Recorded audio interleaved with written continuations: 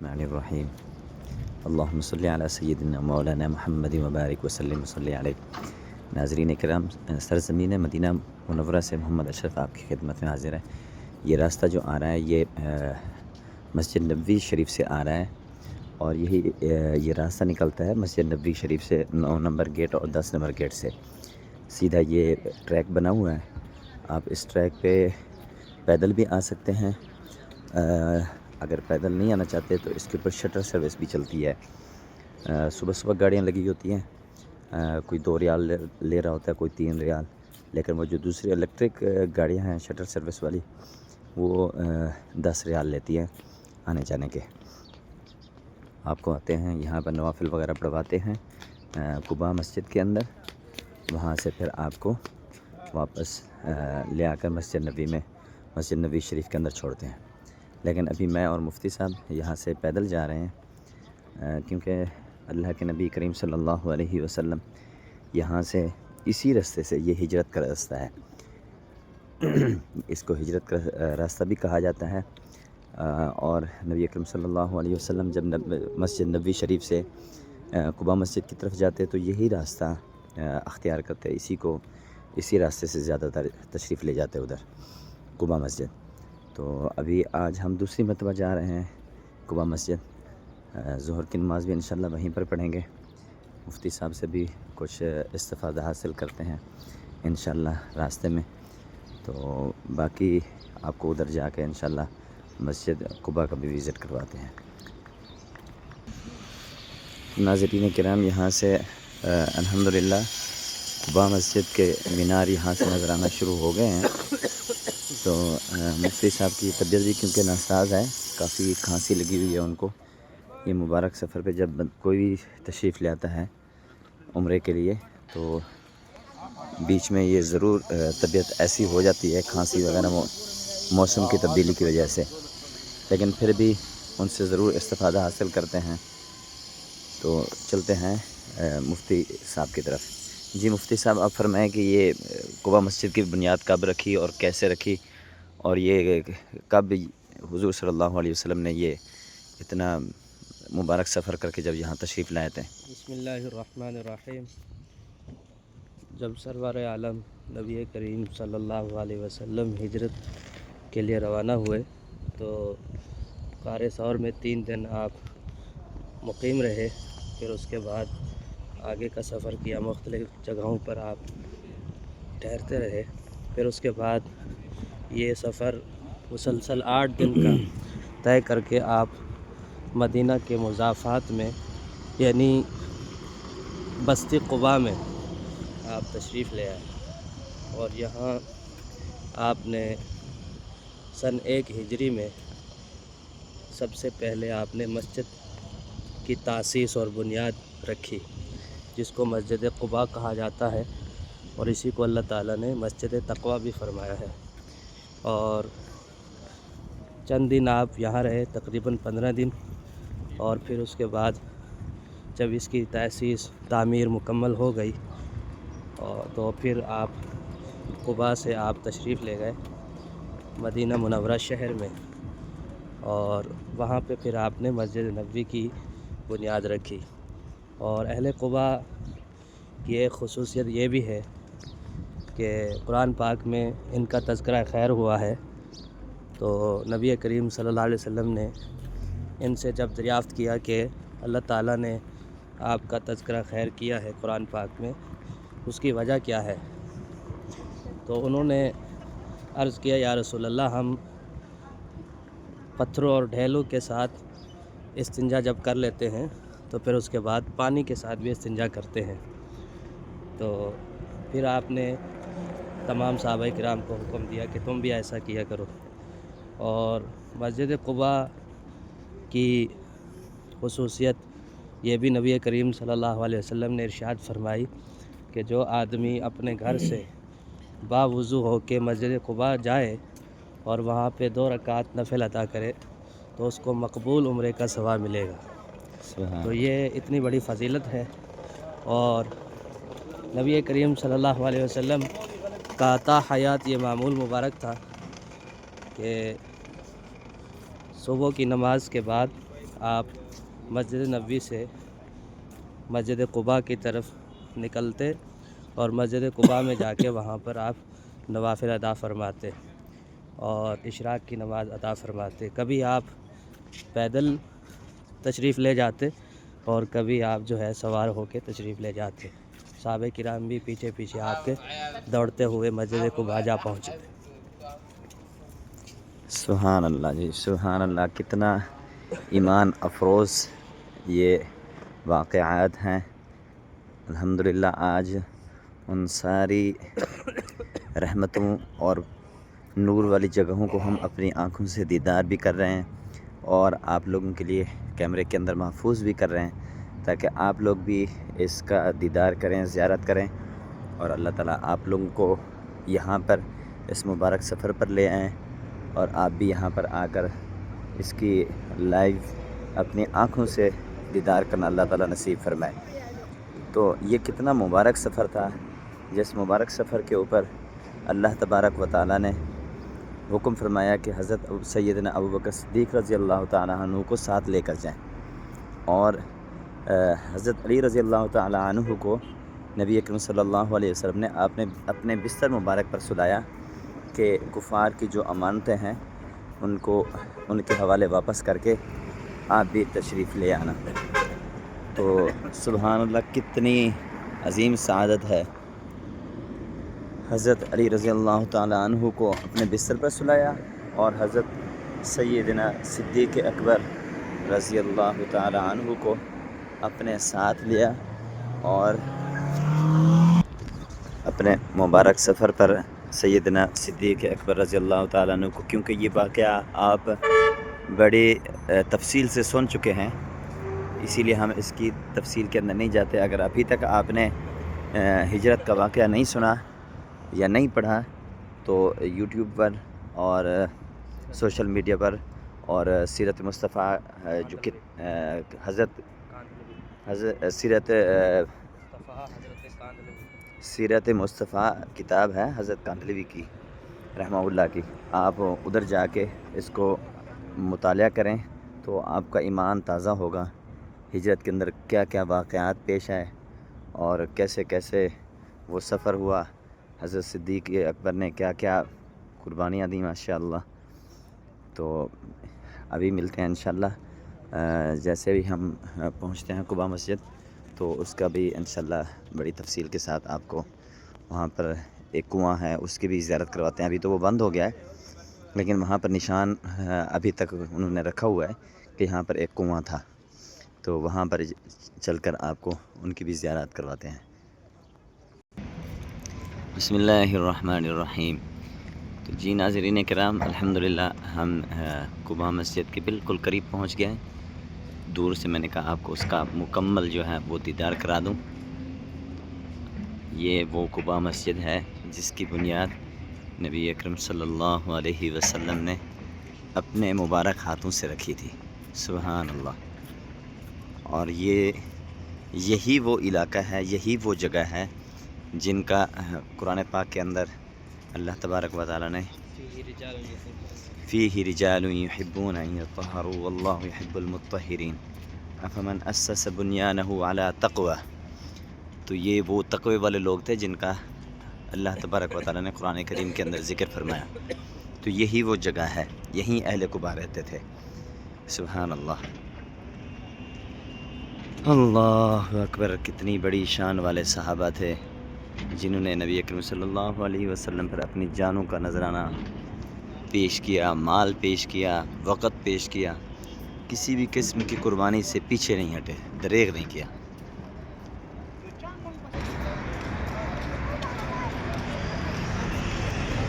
کافی بڑی ہے ماشاءاللہ. یہ سامنے آپ کے 7 نمبر گیٹ، 8 نمبر گیٹ اور 9 نمبر گیٹ آ رہے ہیں.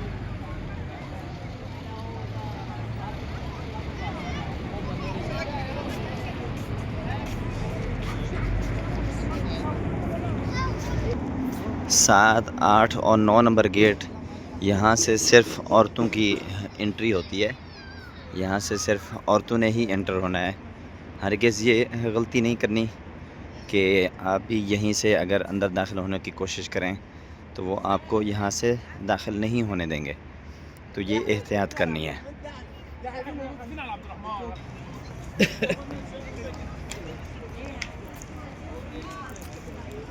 جی مفتی صاحب، الحمدللہ فائنلی ہم پہنچ چکے ہیں یہاں پر، تو اب کیا فرمائیں گے؟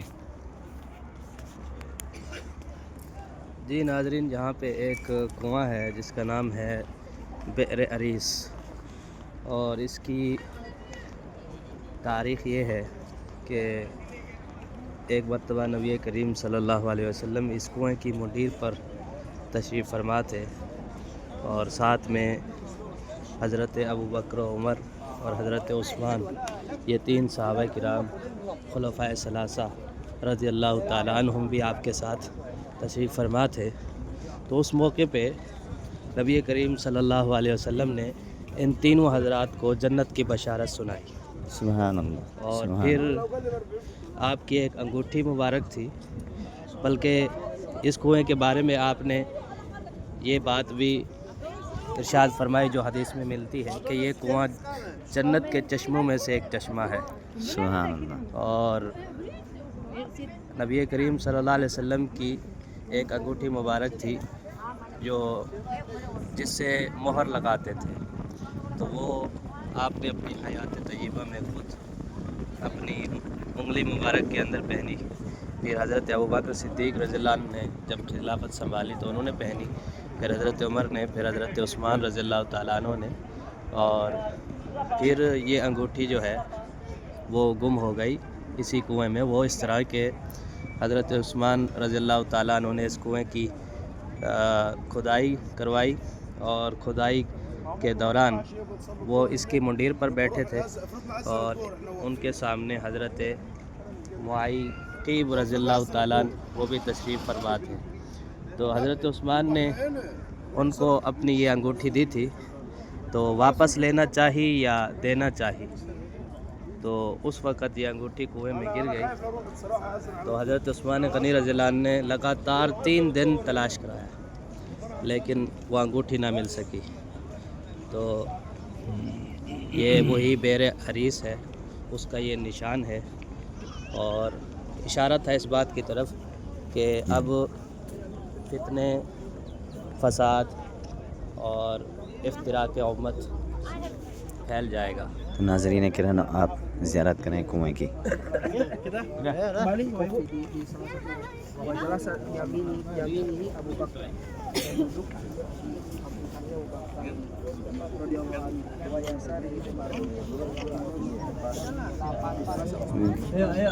لوگ عبادت سمجھ رہے ہیں اس کے اوپر کھڑا ہونا۔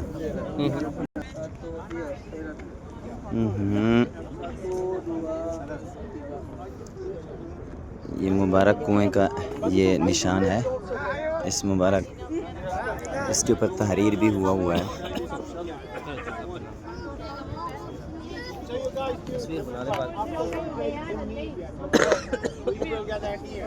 یہ مبارک کنواں ہے، سبحان اللہ، سبحان اللہ۔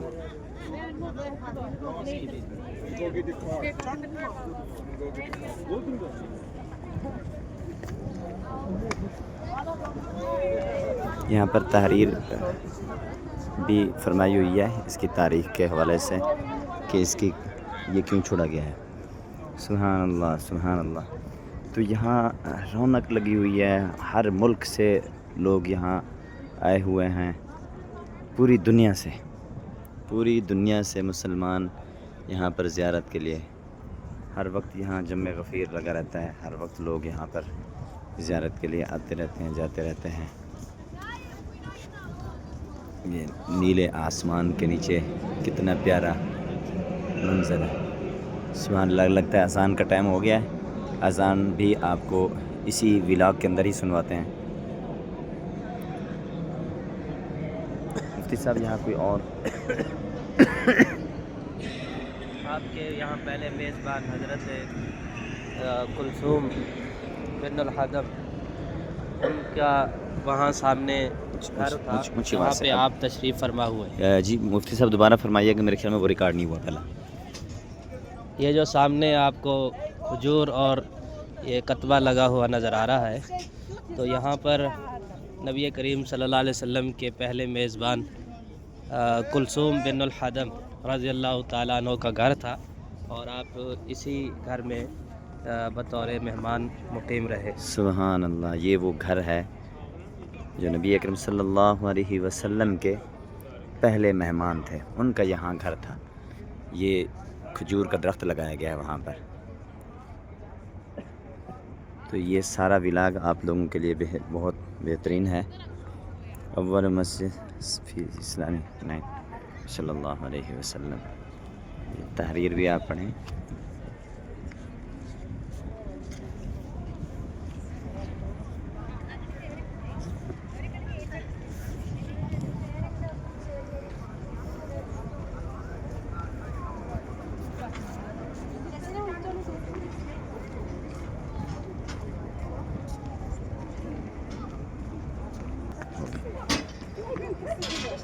یہ جگہ نبی کریم صلی اللہ علیہ وسلم کے جلیل القدر صحابی حضرت سعد بن خیثمہ رضی اللہ تعالیٰ عنہ کی ہے، اور یہاں پہ ان کا گھر تھا۔ اور حضرت سعد بن خیثمہ جو ہیں یہ شہدائے بدر میں سے ہیں۔ سبحان اللہ۔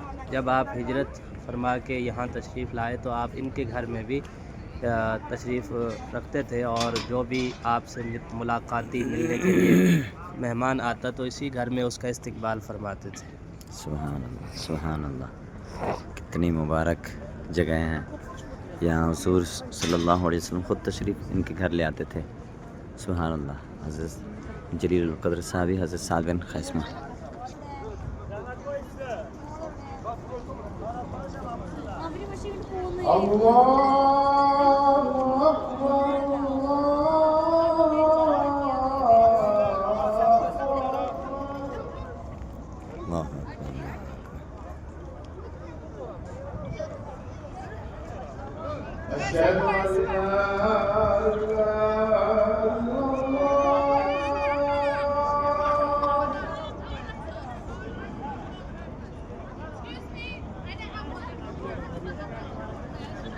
أشهد أن لا إله إلا الله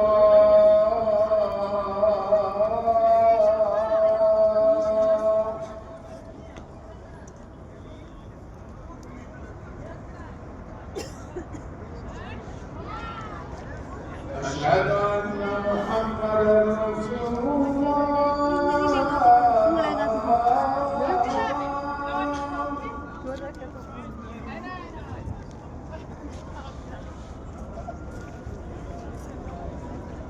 أشهد أن محمدا رسول الله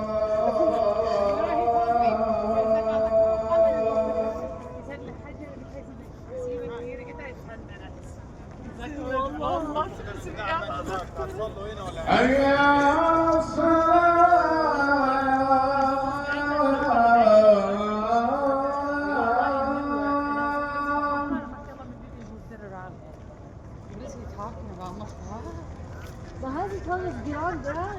حي على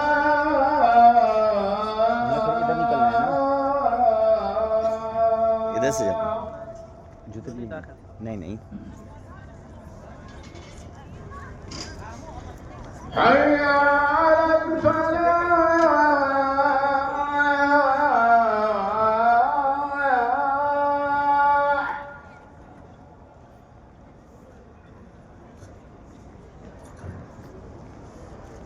حي على الفلاح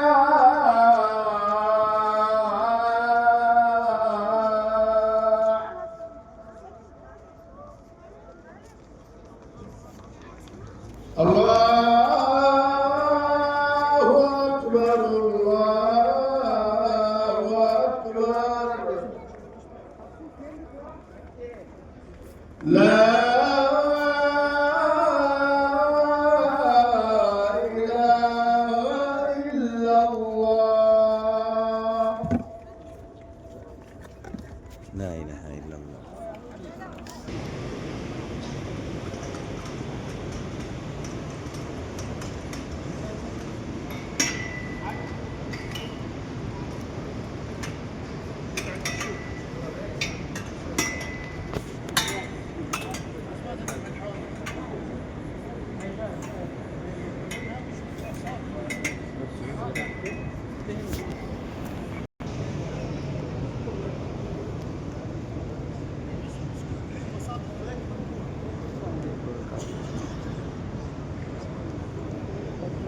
سے پہلے پڑھو.